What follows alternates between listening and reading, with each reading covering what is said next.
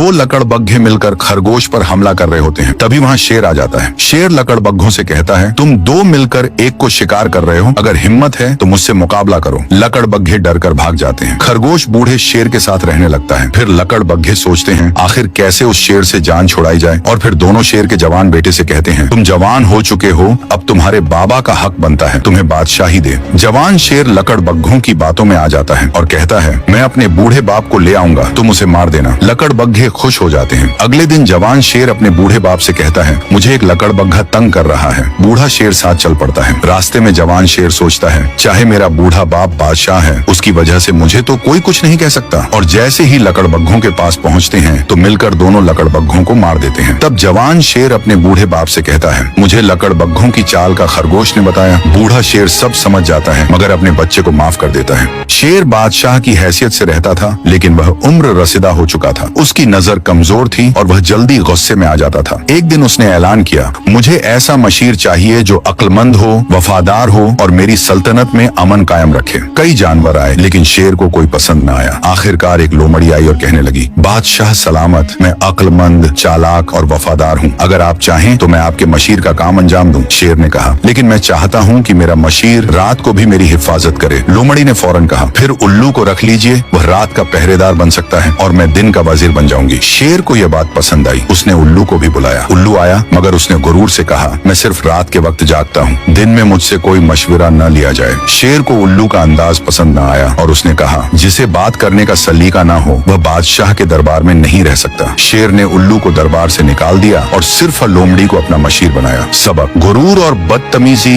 इंसान को बड़े मौकों से महरूम कर देती है। नरमी और समझदारी बादशाहों के दरबार में जगह बनाती है। एक दिन तीन जानवर, लोमड़ी, उल्लू और बंदर, किसी पेड़ के नीचे बैठे दुनिया और जंगल की सियासत पर बात कर रहे थे। लोमड़ी कहने लगी, दुनिया में सबसे चालाक मैं हूँ क्योंकि मैं हमेशा दूसरों को अपने फायदे के लिए इस्तेमाल करती हूँ। उल्लू बोला, नहीं, मैं रात को सब कुछ देखता हूँ, मेरी निगाहों से कोई चीज नहीं बच सकती, इसलिए मैं सबसे ज्यादा समझदार हूँ। बंदर जो सारा वक्त खामोश बैठा था हंसने लगा और बोला, तुम दोनों चालाक हो, लेकिन जंगल में सबसे ज्यादा इज्जत मोहब्बत और हमदर्दी वाले को मिलती है, न कि चालाकी और खुद पसंदी वाले को। लोमड़ी ने तंजिया लहजे में कहा, मोहब्बत से भूख नहीं मिटती बंदर भाई, दुनिया धोखेबाज है। बंदर ने जवाब दिया, मोहब्बत ही एतबार पैदा करती है, जो सिर्फ चालाकी से जीता है वह कभी दिल नहीं जीत पाता। इतने में एक शिकारी आया और उन तीनों को देखने लगा। उल्लू फौरन उड़ गया। लोमड़ी पेड़ों में छिप गई मगर बंदर ने शिकारी को सलाम किया और उसके लिए फल लाकर रखा। शिकारी हैरान हुआ और हंसते हुए बोला, आज मैं किसी को नहीं मारूंगा, तुम जैसे नेक दिल जानवर को तकलीफ देना मुनासिब नहीं। सबक, चालाकी वक्ती फायदा देती है मगर नरमी और अखलाक हमेशा जीतते हैं। असल ताकत मोहब्बत, सच्चाई और खुलूस में है। एक चालाक लोमड़ी रोज शिकार की तलाश में निकलती, लेकिन अब वह बूढ़ी हो चुकी थी और तेज दौड़ नहीं सकती थी। उसे एक चालाकी सूझी। उसने एक गड्ढा खोदा और उसके करीब एक शेर के पंजे जैसे निशान मिट्टी पर बना दिए। फिर उसने वहां बैठकर ऐलान किया, यह शेर का घर है, जो भी जानवर बादशाह की खिदमत करना चाहे वह अंदर आए। कई सादा लौह जानवर जैसे हिरन, खरगोश और बंदर इस झांसे में आकर गड्ढे में गिर जाते और लोमड़ी आसानी से उनका शिकार कर लेती। मगर एक दिन एक होशियार कौवा आया। उसने गड्ढे के चारों ओर निशानों को गौर से देखा और हैरत से बोला, ये निशान सिर्फ अंदर की तरफ जा रहे हैं, बाहर कोई निशान नहीं, मतलब जो अंदर गया वह वापस नहीं आया। उसने सबको खबरदार किया, ये कोई शेर का घर नहीं बल्कि एक चाल है। तब जानवरों ने लोमड़ी को बेनकाब कर दिया और सबने मिलकर उसे जंगल से निकाल दिया। सबक, धोखा देने वाले का अंजाम रुसवाई होता है। हर चमकती चीज सोना नहीं होती। होशियारी से हर बात को परखना चाहिए। किसी बड़े जंगल में एक उल्लू रहता था। वह काफी दाना और अक्लमंद माना जाता था मगर बहुत मगरूर भी था। वह खुद को सबसे अक्लमंद समझता था और दूसरों की बात कम ही सुनता।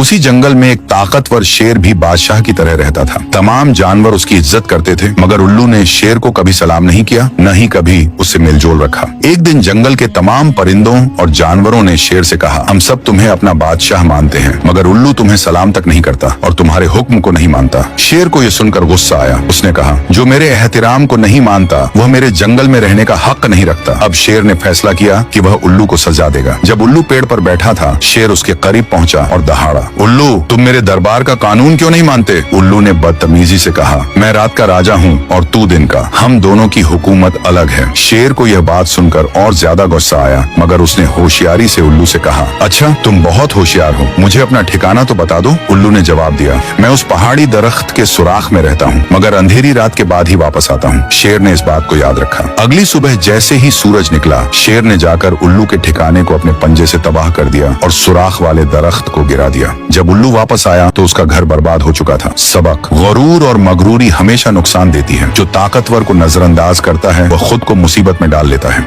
एक दिन एक गीदड़ को जंगल में घूमते हुए एक मरा हुआ शेर का बच्चा नजर आया। वह सोचने लगा, शेर के बच्चे का गोश्त बहुत मजेदार होगा, लेकिन अगर किसी ने मुझे देख लिया तो वे समझेंगे कि मैंने शेर के बच्चे को मारा है, और अगर शेर की माँ आ गई तो मेरा क्या होगा। उसके दिल में डर भी था और लालच भी। वह कुछ देर खड़ा सोचता रहा कि क्या करे। फिर उसने फैसला किया, चलो थोड़ा सा छक लेता हूँ, अगर खतरा हुआ तो भाग जाऊंगा। जैसे ही उसने शेर के बच्चे को खाने के लिए दांत मारा, उसी वक्त जंगल में जोर से शेर की दहाड़ सुनाई दी। गीदड़ डर के मारे कांपने लगा और फौरन वहां से भाग गया और पीछे मुड़कर कभी न देखा। सबक: हिर्स और लालच इंसान को हमेशा खतरे में डालती है। सोच समझकर कदम उठाना ही अक्लमंदी है।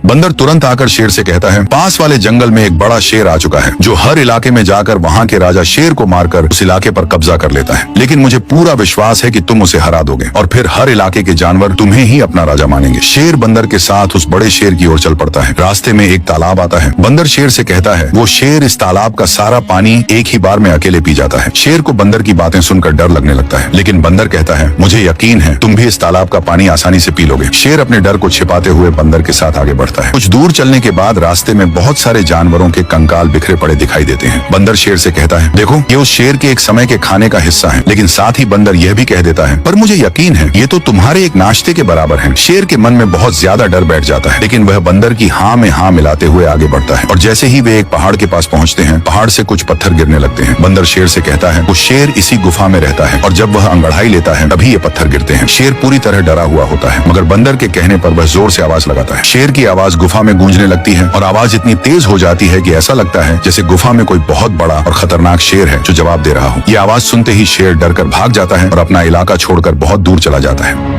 कहानी पॉप हर दिन एक नई कहानी। सब्सक्राइब जरूर करो।